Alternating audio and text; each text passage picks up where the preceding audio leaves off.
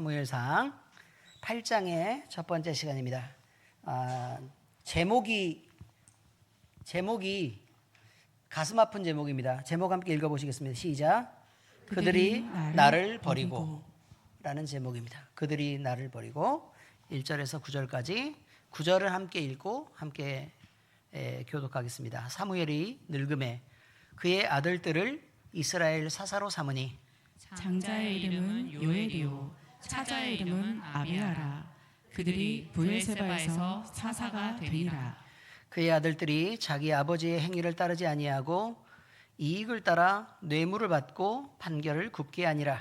이스라엘 모든 장로가 모여 라마에 있는 사무엘에게 나아가서 그에게 이르되 보소서, 당신은 늙고 당신의 아들들은 당신의 행위를 따르지 아니하니 모든 나라와 같이 우리에게 왕을 세워 우리를 다스리게 하소서 한지라. 우리에게 왕을 주어 우리를 다스리게 하라 했을 때 사무엘이 그것을 기뻐하지 아니하여 여호와께 기도하매 여호와께서 사무엘에게 이르시되 백성이 내게 한 말을 다 들으라. 이는 그들이 너를 버림이 아니요 나를 버려 자기들의 왕이 되지 못하게 함이니라. 내가 그들을 애굽에서 인도하여 낸 날부터 오늘까지 그들이 모든 행사로 나를 버리고 다른 신들을 섬김같이 내게도 그리하는도다. 그러므로 그들의 말을 듣되 너는 그들에게 엄히 경고하고 그들을 다스릴 왕의 제도를 가르치라. 아멘. 이건 말씀은 끝나고 나서도 이건 아멘할 내용은 아니죠, 그죠? 아멘할 내용은 아닙니다. 자, 일단 말씀 전하기 전에 다 같이 서로를 돌아보시면서 인사하는 시간 갖겠습니다. 네, 잘들 지내셨습니까? 먼 길 오시느라고 고생하셨습니다. 우리 슬아 먼 길 오느라고 고생했어. 응. 자, 여러분 이제 오늘 말씀을 함께 나누겠습니다. 오늘 전체 말씀의 제목은요, 그들이 나를 버리고입니다. 그들이 나를 버리고. 사무엘이 늙습니다. 늙어가면 점점 기운이 딸리고 총기도 점점 없어지겠죠. 당연히 그 자연과학적인 의미에서 너무 당연한 현상입니다. 그리고 총기만 그런 것뿐만이 아니라 나이가 점점 들어가면서 보니까 기억력도 점점 사라지고 그 다음에 판단도 점점 왜곡되고 흐려진다는 것을 알 수 있습니다. 젊은 사람들이 볼 때는 노인이 엄청 지혜로울 거라고 생각을 하지만 여러분, 노인정이 아니죠. 노인 요양원에서 노인들을 모셔보면 정말 애도 그런 애가 없고 판단도 그냥 그렇습니다. 성격도요 장난 아니죠. 여러분, 근데요 사무엘은 하나님의 사사입니다. 하나님이 세우신 사사고 이게 마지막 사사라고 얘기를 하잖아요, 그죠? 그런데 여기 쭉 보니까 뭐라고 지금 얘기했냐면 요엘과 아비야를 브엘세바에서 사사가 되니라 라는 표현을 쓰잖아요, 그죠? 근데 성경을 정통적으로 이해하는 사람들은 지금 요엘과 아비야를 사사로 인정하지 않습니다. 마지막 사사 그럼 누구라고요? 사무엘. 그럼 왜 성경책에 요엘과 아비야를 사사라고 기록했는데 왜 사사라고 얘기를 안 할까? 이거 하나님이 세우신 사사가 아니기 때문에 그래요. 그런데 성경에 사사가 되니라고 얘기했는데 사사라고 세우셨다, 이게 아니고 사사가 되니라입니다. 아시겠어요? 사사가 되니라. 사무엘이 나이가 점점 들어가면서요 자기가 체력도 안 되고 좀 문제가 좀 있었던 것 같아요.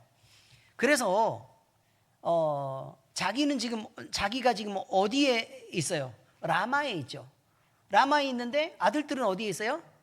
브엘세바, 세바에 지금 있단 말이에요. 그런데 브엘세바에 있는 아들들에게 사사가 해야 될 일들에 대해서 그 직위를 좀 물려주고 아들들에게 그 역할을 하게 했던 것으로 보입니다. 왜냐하면 사사가 일을 할 때도요 사사가 한 명이 명령하고 나머지가 모든 사람이 다 듣고 그런 게 아니에요. 사사가 한 명이 이렇게 있으면 바로 아래서 그 사사의 명령을 받아서 이거 도와주는 이스라엘 장로들도 있고 또 도와주는 사람들도 있고 할 거 아닙니까? 그죠?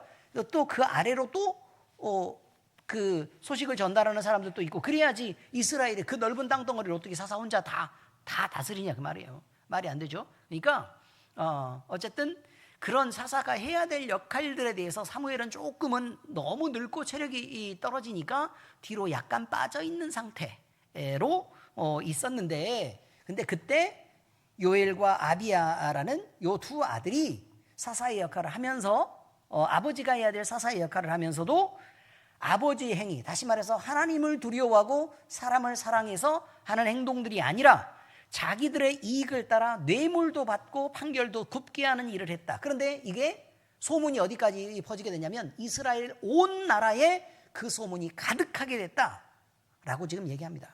그러니까 이스라엘의 모든 장로들이 모입니다.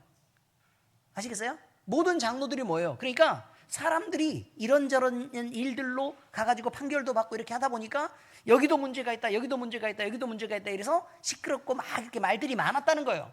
그래서 자기 이 족속의 장로한테 가가지고 얘기를 했다는 거죠. 여기 말하는 장로는 그 장로님 아닙니다. 아시죠?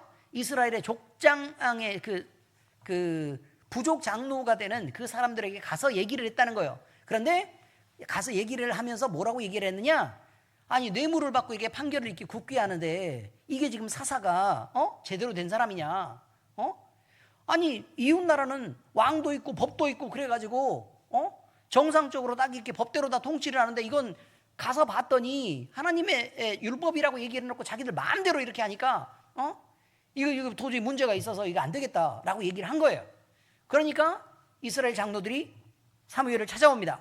찾아와가지고 뭐라고 얘기하냐면 이웃 나라, 모든 나라와 같이 이렇게 표현합니다. 모든 나라. 그러니까 여러분, 왕이 모든 나라에 있겠습니까? 이제 새로운 왕정이 시작됐는데, 그래요 안 그래요? 그죠? 뭐 작은 나라는 뭐 족장 정치가 있기도 하겠고, 그 다음에 또 큰 나라들은 뭐 왕이 있기도 하겠고 뭐 이렇게 하겠죠. 그런데 지금 이 사람들이 표현할 때는 뭐라고 표현하냐면 모든 나라와 같이 우리도 왕을 세워서 우리를 다스리게 하자라고 얘기한 거예요. 근데 이 사람들의 뜻은 뭐냐면 왕이 다스릴 때는 우리 마음대로 할 수 있을 거라고 생각한 거예요. 왜냐하면 하나님이 다스리는 나라는요, 하나님이 왕인데 완전 하나님 마음대로잖아요. 그래요 안 그래요? 하나님이 다스리는 건 완전 하나님 마음대로라 그 말이에요. 자기들이 생각할 때. 근데 하나님이 다스리는 나라는 공의가 있고 하나님의 사랑이 있는 나라잖아요. 그죠? 하나님 마음대로 하는 것처럼 보이지만 사람에게 근본적으로 유익한 지혜가 담겨 있는 나라란 말이에요. 그런데 그런 건 생각을 안 하고 사람들이 이제 내 마음대로 할래 라고 생각을 하다 보니까 우리 마음대로 왕을 세우고, 우리 마음대로 그 왕이 다스리면 우리가 우리 마음대로 할 수 있겠다, 적어도 하나님만큼은 아니겠지 않냐 라고 생각한 거란 말이에요. 그렇게 생각한 거죠 여러분. 그런데 왕이라는 게 그렇게 잘해줍니까? 그렇지 않죠? 착각을 해도 한참 많이 착각한 거예요. 그런데 자, 사무엘이 거기에 너무 많이 속이 상한 거예요. 너무 속이 상해서 우리 하나님 앞에서 하나님이 왕이신데 얘네들이 지금 하나님을 왕으로 안 삼고 자기들이 인간 왕을 세워가지고 거기에 권력을 집중하고 그들의 다스림을 받겠다고 얘기하니까, 그래 사무엘이 마음이 상해서 하나님 앞에 기도를 하러 들어갔다 그 말이에요. 기도하러 들어가서 그냥 이렇게 주님, 이스라엘 장로들이 나와가지고 이렇게 자기들에게 왕을 달라고 하는데 이거 도대체 어떻게 해야 되겠습니까? 라고 얘기했더니 하나님께서 뭐라고 말씀하셨다? 너에게, 그러면 지금 왕의 역할은 누가 하고 있어요? 왕의 역할은 이스라엘에서 누가 하고 있어요? 사무엘이 하고 있는 중이에요. 사무엘이 하고 있는데 너를 그렇게 대적하면서 우리도 왕을 달라라고 얘기를 하는 그것은 그들이 너를 미워해서가 아니다. 애굽에서 나온 날 그날부터, 다시 말해서 구원받은 그때부터 이미 그들은 뭘 원했다? 하나님이 왕이 돼서 다스리시는 그 나라를 원하지 않았다. 그래서 인간이 자기 마음대로 하기를 원했다는 거예요. 그래서 나를 그들이 버리는 것에 대한 겉모습이 뭘로 나타났다? 너를 버리는 것으로 나타났다는 거예요. 의미는 이해하시겠어요? 그죠? 하나님을 버리는 것이 뭘로 나타났다? 주의 종에게 대적하고 주의 종을 버리는 것으로 나타났다는 거예요. 자, 출애굽을 누가 이끌었어요? 누가 이끌었다고요? 모세. 예, 출애굽을 누가 이끌었다고요? 모세가 이끌었습니다. 뭐 하나님이 하셨다, 뭐 이렇게 얘기를 할 수 있지만 이끈 사람은 누구예요? 모세입니다. 모세가 이끌 때 이스라엘 백성들은 어떻게 했습니까? 모세에게 순종했습니까? 아니죠.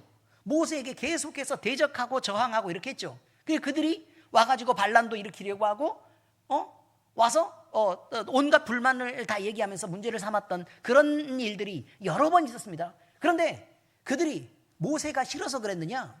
아니에요. 모세가 싫어서가 아니라 누가 싫어서? 이 말씀을 따르자면 하나님이 우리 대장 노릇하고 하나님이 왕 되는 것, 그런 나라는 우리는 살고 싶지 않다는 거예요. 끝까지 지금 이렇게 얘기하고 있습니다. 그러니까 누구를 대적하게 됐다? 모세를 대적하게 됐다. 그래서 너는 하나님 편이잖아. 나는 그거 싫어. 난 내 마음대로 갈래. 내가 원하는 대로 좀 하게끔 내비둬 라고 얘기를 했던 거라, 그 말이에요. 이해가 되셨죠? 그 다음에 이스라엘에서 여러 사사들이 등장할 때마다 이스라엘은 계속해서 어떻게 했어요? 반목하고 자꾸 싸우고 이렇게 했죠. 근데 그것도 뭐 때문에 그런 거라고요? 성경에 따르면 그들이 사사들을 버린 게 아니었다. 누굴 버린 거다? 나를 버려서 내가 왕 돼서 다스리는 세상을 인정할 수가 없어서 그들이 그렇게 한 거다. 그럼 마지막 사사 사무엘까지 이런 일을 겪게 된 거다라고 얘기하고 있습니다. 이게 굉장히 중요한 말입니다. 굉장히 중요한 말입니다. 그래서 하나님은 어떻게 하셨어요? 이스라엘 백성들을 쳐서 멸망시켰어요? 아니죠. 어떻게 했다고요? 그들이 원하는 대로 왕을 주자라고 했어요. 그러면 그들에게 원하는 대로, 그러면 이제 사사가 와서 가서 기도하더니 그래, 왕을 주신다고 하더라. 그러니 너희가 이제 왕정에서는 어떤 제도로 어떻게 다스려질지에 대해서 이제 우리가 공부하도록 하자. 그것을 가르쳐라 라고 하나님이 말씀하셨다. 이제 이렇게 얘기할 거란 말이에요. 이해되시죠? 구절에 그렇게 나와 있으니까. 그래서 바로 그 내용에 대해서 이제 가르치려고 한 거란 말이에요. 가르치려고 한 거다. 그러면 본인들이 생각할 때는 어떻게 하겠어요? 이제 박수를 막 치면서 속으로 웃으면서 무슨 얘기를 해요? 이제 야, 그래, 우리가 미리 요구할 거 잘못했다. 이렇게 들어줄 거라면 미리미리 할 걸. 이제 얘기하니까 그냥 들어주는 거 아니냐 라고 얘기해서 그들이 응답받은 것에 대해서 자랑스러워했을 것이고, 그 다음에 야, 참 다행이다 라고 느꼈을 것입니다. 그러나 이것이 과연 복이냐 라는 것을 오늘 말씀에서 얘기하고 있습니다. 여러분, 제도가 제대로 갖춰지지 않고요, 그 다음에 보이지 않는 하나님이 세상을 다스린다는 것은 사람들이 생각할 때는 비합리적이고 너무 이상한 제도죠. 그죠? 그래서 마치 미신을 섬기는 것과 다를 바가 없는 것처럼 생각하게 될지도 모릅니다. 이 사람들이 요구했던 건 대단히 합리적인 요구입니다. 합리적이다. 그리고 이 사람들은 많은 사람들이 생각하는 것들에 대해서 모아왔기 때문에 대단히 객관적인 얘기라고 말할 수 있어요. 합리적이고 객관적인 것이 무조건 진리에 가까운가 라는 부분에 대해서 우리는 늘 얘기해야 된다는 말이에요. 요즘에 사람들이 그런 얘기를 합니다. 너는 민주당 쪽이냐 아니면 국민의힘 쪽이냐 라는 얘기를 목사님한테 자꾸 물어봐요. 요즘에 정치적으로 너무 싸움이 많고 매번 대립하고 이렇게 하니까, 그리고 제가 강화에 있는 해수탕을 자꾸 가다 보니 거기에서 많은 정치 얘기를 듣고 제가 이렇게 수준이 대단히 많이 높아져 있는 상태입니다. 여러분, 거기 있는 할아버지들이요, 모르는 게 없어요. 주식시장이 코스피 7천을 돌파할 거래. 거기 할아버지들이 그렇게 얘기했어요.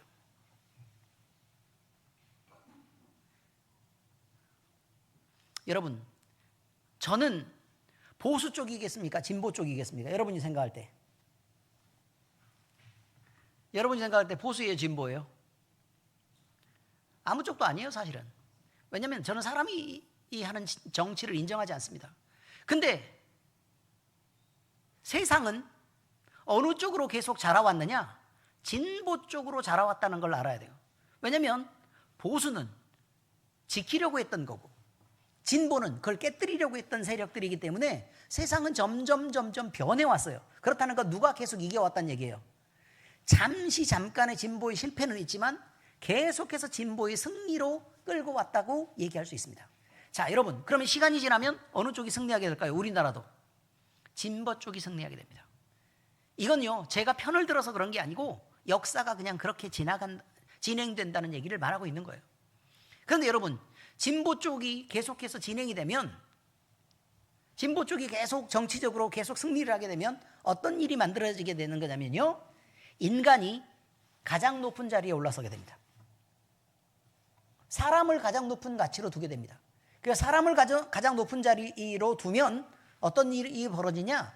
사람이 결정하고 선택한 일은 가장 옳다가 됩니다.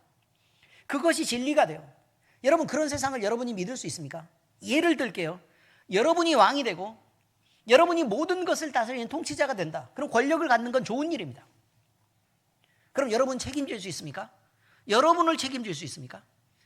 아니면 여러분의 모든 지시를 받고 지금의 여러분이 대통령이 된다면 여러분은 이 나라의 경제와 국방과 그다음에 여러 가지 문화와 이런 모든 것들을 책임지는 대통령으로서 여러분 역할을 수행할 수 있습니까? 자신 있어요? 저는 그런 대통령이 되기를 원하지 않습니다. 왜요? 저는 아직 실력이 많이 부족하고 아는 것도 별로 없고 코스피가 뭔지 코스닥이 뭔지도 사실 정확하게는 잘 모릅니다. 왜냐하면 관심을 갖지 않아서요. 제가 모르는 게 거의 없다고 여러분 생각하시지만 별로 모릅니다. 그런데 여러분, 왜 제가 이 얘기를 꺼냈을까요? 사람이 높아지려고 하는 것, 이것에 대한 기본적인 단어가 있는데 그게 휴머니즘이라는 것입니다. 휴머니즘. 근데 우리가 보통 사회에서 말하는 휴머니즘이란 인간애라고 표현하죠. 인간애, 사람을 사랑하는 것이라고 표현하지만 성경 안에서 해석되는 휴머니즘은 하나님보다 자기를 높여 사람이 하나님의 역할을 하게 되는 것을 휴머니즘이라고 얘기합니다. 아시겠습니까? 그러면 보통 우리가 생각할 때 휴머니즘은 약한 자를 더 돌봐서 그냥 이렇게 더 안전하게 하고 힘없는 사람들도 더 손해보지 않게 하고 이렇게 하는 걸로 생각하죠. 그런데 그렇게 하다 보면 인간적으로 사회적으로 점점 그 휴머니즘이 점점 더 높고 수준 있는 단계까지 올린다라고 계속 가정하면 어떤 일이 벌어지느냐? 약자들의 편을 든다고 여성들의 편을 들게 됩니다. 아시겠어요? 그렇습니다. 그 다음에 사회적인 소수인 장애인들의 편을 들게 됩니다. 전 이것을 반대하는 게 아닙니다, 여러분. 그런데요, 그러다가 뭘 하는 거냐면 성적으로도 남자끼리 여자끼리 결혼을 허용해야 하고 연애를 허용해야 되고 그 다음에 그들이 자식을 갖는 그 가정을 만드는 것까지 허용해야 되는 일이 계속해서 벌어지고 있는 것이 지금 현실입니다. 이게 차별금지법이에요. 차별금지법. 만약에 여기에 대해서 성경 말씀을 얘기하면서 불만스럽게 얘기하거나 또 거기에 대해서 불평하고 많은 사람이 있는 상태에서 제가 여러분에게 얘기하면 저는 법적으로 처벌 대상이 됩니다. 이게 맞는 얘기겠습니까? 저는 성경을 말할 수 없습니다. 뿐만 아닙니다. 여러분, 더 나아가겠습니다. 미국에는요 이미 기도를 하고 나서요, 자 이거를 간구합니다. 주님 들어주십시오. 아멘. 이러고 끝나요. 뭐가 빠졌어요? 예수님의 이름으로를 말하면 법적으로 처벌받게 되어 있습니다. 이게 법입니다, 여러분. 왜 그렇게 하면 처벌을 받느냐? 이 축복을 들어줄 분이 예수님 뿐이냐? 너는 왜 예수님 안 믿는 사람들을 차별하냐? 이렇게 해서 처벌 대상입니다. 아시겠습니까? 그래서 실제로 미국 교회에 있는 목사님은 목사 자격을 박탈당하고 그리고 감옥에 수감됐습니다.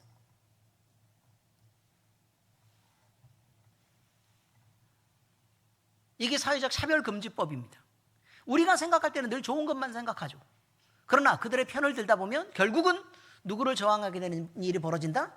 하나님에 대항하고 사람들이 힘을 모읍니다. 하나님께 반목하면서 사람들이 힘을 모읍니다. 그래서 사람의 힘이 가장 위대하다고 생각하고 사람의 힘이 가장 강해질 때 하나님까지 대적할 수 있다고 보는 것이 바로 휴머니즘입니다. 이것이 과연 옳은 방향으로 가는 것인가 라는 부분에 대한 걱정을 주의종인 목사로서 저는 하지 않을 수 없다라는 얘기를 말씀드리는 것입니다. 어떻습니까, 여러분은? 신정과 왕정 중에 그들이 선택했던 제도들은 신정은 못하겠다, 나는 왕정으로 하겠다 라고 얘기했던 첫 번째 시도는 하나님을 밀어내는 것부터 시작됐다는 사실을 우리는 잊으면 안 된다는 것입니다. 그들이 너를 버림이 아니요 나를 버림이니라 라고 얘기했던, 이것은 분명히 여러분들이 기억해야 될 것이고, 그 다음에 신앙이 무너지고 하나님이 자기 마음속에서 가치가 없어졌을 때, 그랬을 때 처음으로 대적하는 것이 신앙적 리더십을 가진 목사님에게 대적하는 일이라는 사실을 잊으면 절대로 안 된다는 것입니다. 그래서 성경에서는 하나님이 세우신 주의 종에게 대적하는 그 일에 대해서는 절대로 용서가 없습니다. 그래서 그것을 여러분도 기억하셔야 된다는 것입니다. 저 말고요, 다른 사람들도 마찬가지라는 거예요. 하나님이 세우신 질서, 이건 분명히 알아야 됩니다. 그런데요, 여러분 생각을 잘 하셔야 됩니다. 아무나 그렇게 보호받는 거 아닙니다. 아무나 보호받는 거 아닙니다.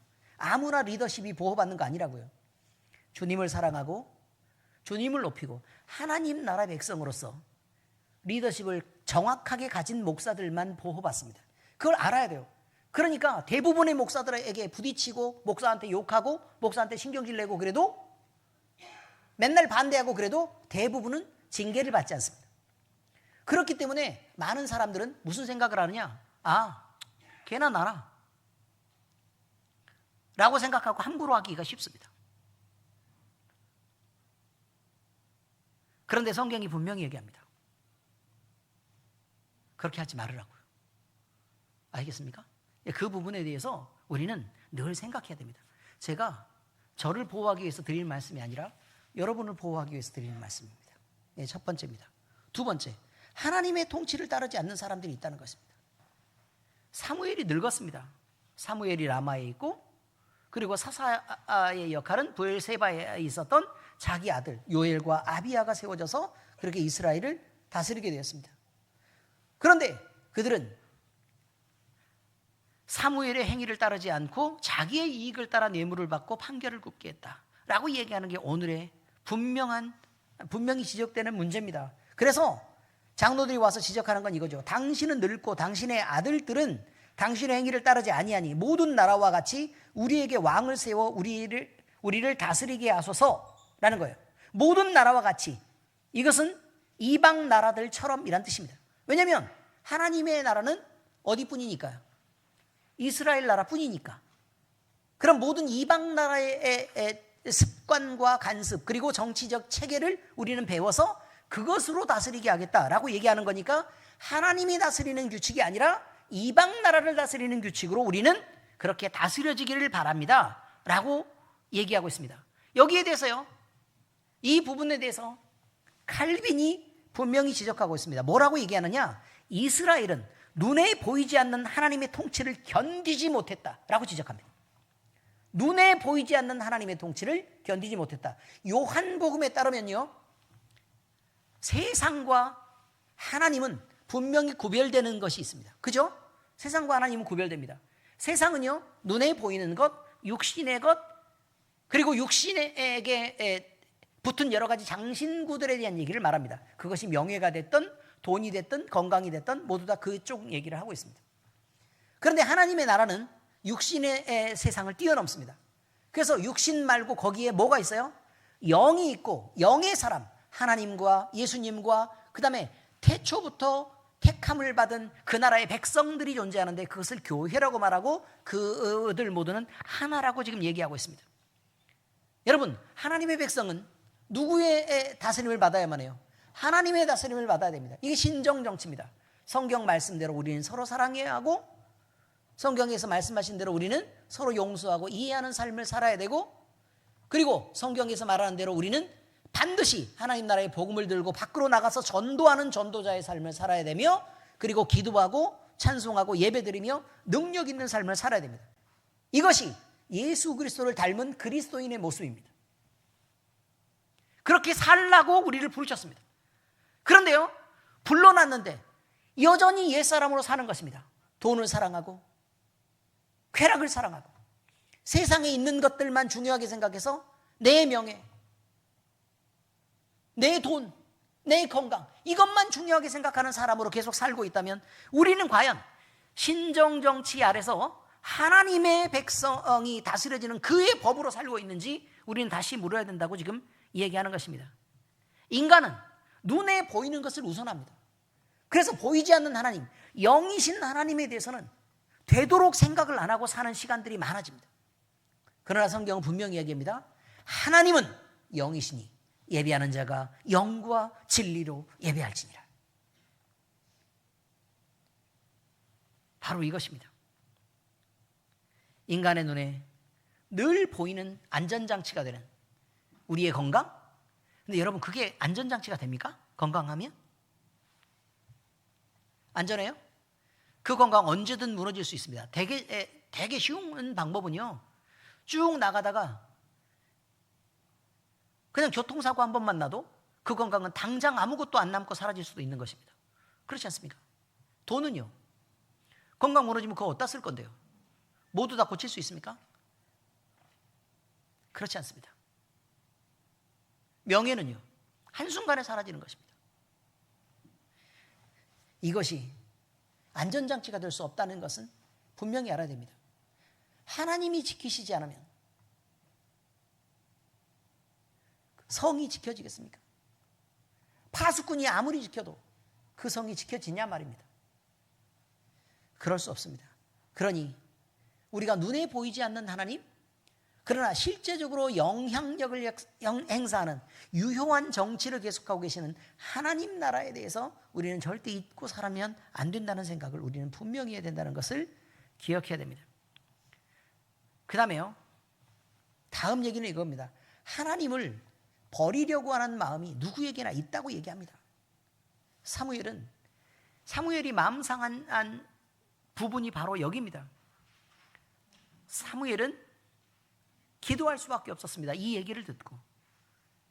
그래서 우리는 늘 하나님 나라 사람들은 어떤 방식으로 닥친 문제들을 해결하느냐, 이걸 물을 때 기도하면서 해결한다 라고 생각해야 됩니다. 그러면 기도하고 응답받기 전까지는 계속 어떻게 해야 돼요? 기도해야 돼요. 기도는 언제까지 해야 됩니까? 응답돼서 끝날 때까지 해야 되는 거예요. 응답돼서 끝날 때까지 우리는 계속 기도해요. 왜 우리는 그럼 얘기를 할게요. 어떤 기도를 시작했는데요, 그 기도가 금방 응답됐어요. 그러면요, 더 이상 그 기도는 안 해도 되는 것입니다. 왜요? 다 응답됐으니까. 근데 아직 응답이 안 됐어요. 그럼 언제까지 해야 돼요? 계속 해야 돼요. 40일 작전 기도를 했는데 응답이 안 됐어요. 그러면요, 또 해야죠. 40년 동안 기도했는데 응답이 안 됐어요. 그럼요, 또 해야 되죠. 그래서 이웃기 성도가 교회에 나온 것입니다, 여러분.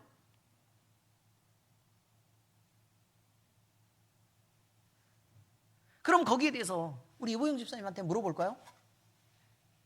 몇 년 후에 교회에 나올지 믿었는지? 몇 년 후에 교회에 나올지 믿으셨어요? 제가 알고 있기로는 나오기 전날까지, 나오는 날 아침까지 교회 나온다는 거 믿지 않았습니다. 맞죠? 언제 마음을 털고 갑자기 무슨 말을 하면서 무슨 핑계를 대면서 교회 안 나올까? 이런 생각 했어요, 안 했어요? 했죠. 그랬대잖아요. 여러분, 믿음 때문에 움직이는 게 아닙니다, 여러분. 여러분이 믿고 신뢰하기 때문에 움직이는 게 아니에요. 주님이 은혜를 주셔서 움직이는 거예요. 하나님이 은혜를 주셔서 움직이는 거라고요. 누가 은교 같은 딸을 낳으라 그래서 그 옆에 붙어가지고 그렇게 막 살살거리면서 그렇게 잘할 줄 누가 알았습니까? 어느 딸이 저렇게 하겠습니까?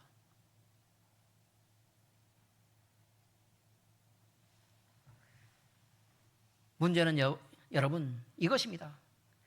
하나님을 버리다 라는 마스는요, 의미가 있습니다. 그냥 마스라는 단어를 히브리어로 사용하는데요, 여기에 마스라는 뜻은 그냥 버리다라는 게 아니고 적극적으로 거부하고 싫어해서 그냥 이게 내팽개치다라는 뜻이 있습니다, 여러분. 하나님이 자기들에게 복 주고 계속 옆에 있고 간섭하고 이렇게 하는 게 너무 싫은 거예요. 그래서 적극적으로 싫어하고 그냥 내팽개친 거예요. 그들이 하나님을 이렇게 대우했다는 뜻입니다. 자기들 왕으로만 인정하지 않았을 뿐만 아니라 하나님이 옆에 있는 것도, 자기를 다스리는 것도, 근처에서 하나님 생각이 나게 하는 것도 너무 싫었다. 이런 표현이 많았습니다, 여러분. 하나님을 거부하는 그들의 마음, 이것은 이스라엘에서 계속 반복된 것입니다. 그래서 이스라엘 지도자와도 계속해서 충돌해 왔던 것입니다. 고통 가운데서 하나님의 은혜를 베푸십니다. 그럼 평안이 찾아오죠? 평안이 찾아오면 사람들은 결핍이 사라지는 순간 하나님을 필요로 하지 않게 됩니다. 그래서 하나님을 잊게 되고 결국 하나님을 버리게 됩니다. 그래서 환난이 다시 찾아오게 되는 것입니다. 사람이 가진 죄성은 하나님을 끊임없이 떠나려는 시도를 하게 합니다. 막 내가 너무 간절했을 때는요, 예를 들어 막 내가 고3인데 도저히 대학 들어갈 실력은 안 돼. 그럼 그때 기도하겠어요, 안 하겠어요? 하나님을 아는 놈들은 다 기도합니다. 특히 수능 보는 날은 무조건 기도해요, 공부 안 해놓고.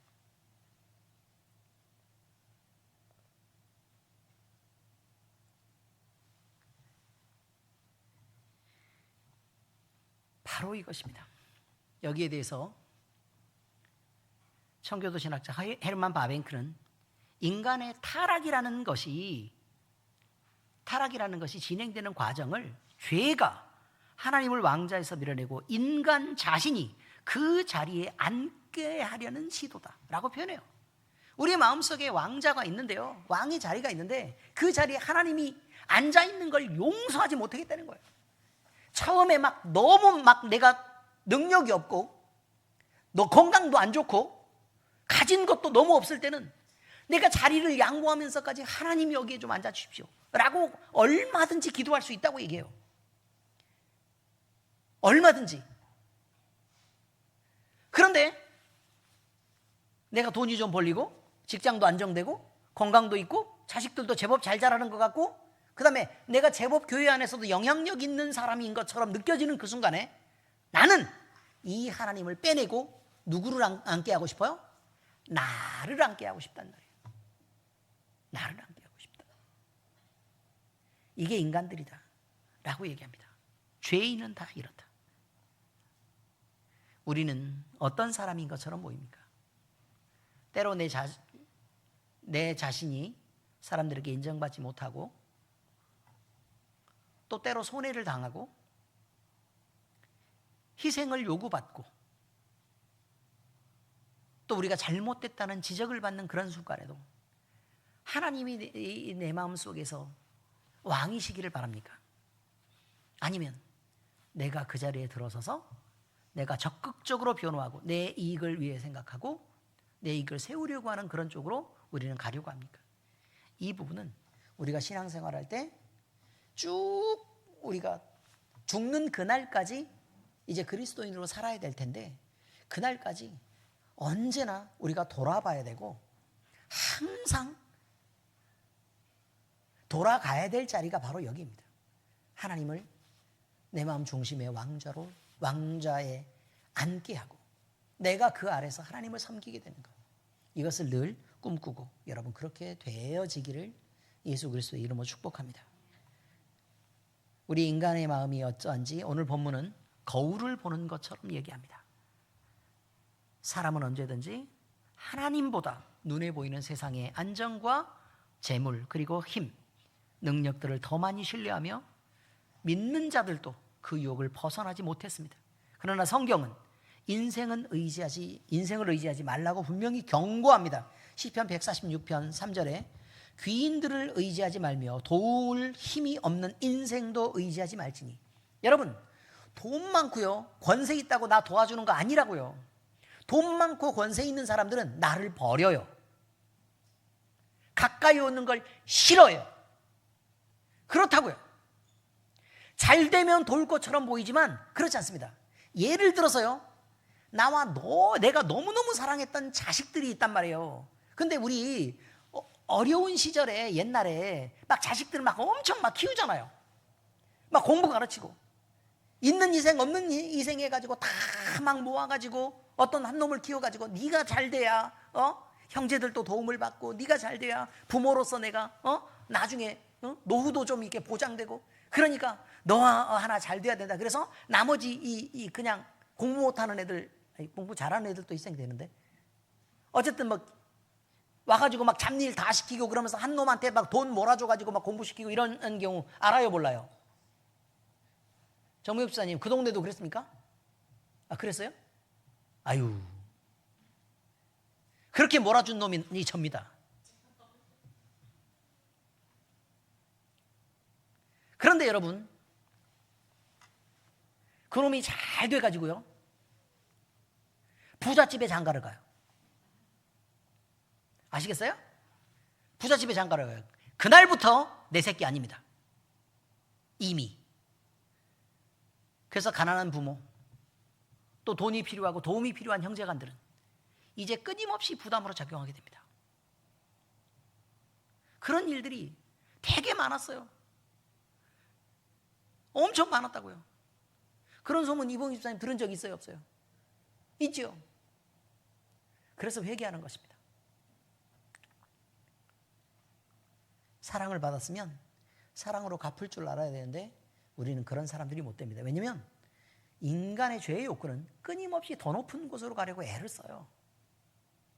그래서 부잣집에 가가지고 좋은 사이가 되고 그 가정에서 막 이렇게 더 나은 대우를 받으면서 이렇게 있으면 더 높은 자리에 있는 어떤 사람들과 더 연결돼 가지고 막 이렇게 그렇게 살아보려고 애를 쓰는 게 인간입니다, 여러분. 그런 일들이 많습니다. 그런데요, 여러분, 우리가 믿고 섬기는 하나님은 그러신 분이 아닙니다. 하나님은 너무 많이 가지셨습니다. 너무 능력이 많으십니다. 더 이상의 소유도 필요하지도 않고 더 이상의 능력도 필요하지 않습니다. 더 이상 올라갈 것도 없습니다. 그저 우리에게 베풀어 주는 것이 전부입니다. 그런 우리 주님이 우리의 주님이시고 우리의 왕이 되시겠다고 얘기할 때 그걸 왜 거부합니까?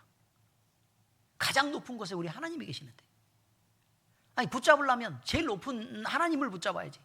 왜 중간에 눈에 보이는 것들을 붙잡고 막 이렇게 같이 떨어지고 같이 망하고 이렇게 하려고 그러십니까? 그거 안 됩니다. 우리의 삶에서 왕은 누구이신지를 늘 확인해야 됩니다. 우리는 우리 자신도 믿을 수 없고 우리 눈에 보이는 세상 역시 믿을 게 없습니다. 잘난 직업을 가져도 믿을 수 없고 대단한 건강을 가져도 믿을 수 없고 그 다음에 빽 있는 좋은 사람들을 많이 알고 있어도 그거 역시 믿을 수 없습니다. 생각해보면 전능하신 능력과 영원한 영광으로 보좌에 앉으신 우리 주님이 우리의 왕이신 것이 마땅하고 우리는 그 백성으로 살아가서 주님의 보호를 받는 것이 가장 좋은 방법이라는 것을 잊지 마시기를 늘 기억하고 신앙생활하고 그렇게 당당하게 살아가시기를 우리 주의 이름으로 축복합니다. 기도하겠습니다. 하나님 아버지, 감사합니다. 어쩌면 우리같이 못난 자들을 그렇게 아끼시고 어쩌면 우리같이 못난 자들을 그렇게 사랑하시며 어쩌면 우리같이 악하고 독한 자들을 위해서 그렇게까지 많이 양보하셨습니까? 우리 주님, 이런 주님이 우리의 왕이신 것이 마땅하고 또 우리의 도움이 되시겠다는 우리 주님임을 우리가 마땅히 예배하고 섬기는 것이 당연하다는 것을 이 시간 우리가 고백합니다. 아버지 하나님, 주님이 영광 받으시고 주님이 우리를 통해 높임 받으시고 우리를 주님의 법으로 다스리시고 영원한 주의 백성 삼으시옵소서. 그 약속을 믿고 또 그 약속을 바라며 우리가 나아갈 때에 아버지 하나님, 우리를 주님의 영광 가운데 주님과 묶으시고 주님과 함께하게 영원한 세상의 나라를 허락하여 주옵소서. 살아계신 우리 주 예수 그리스도의 이름으로 감사하며 기도합니다. 아멘.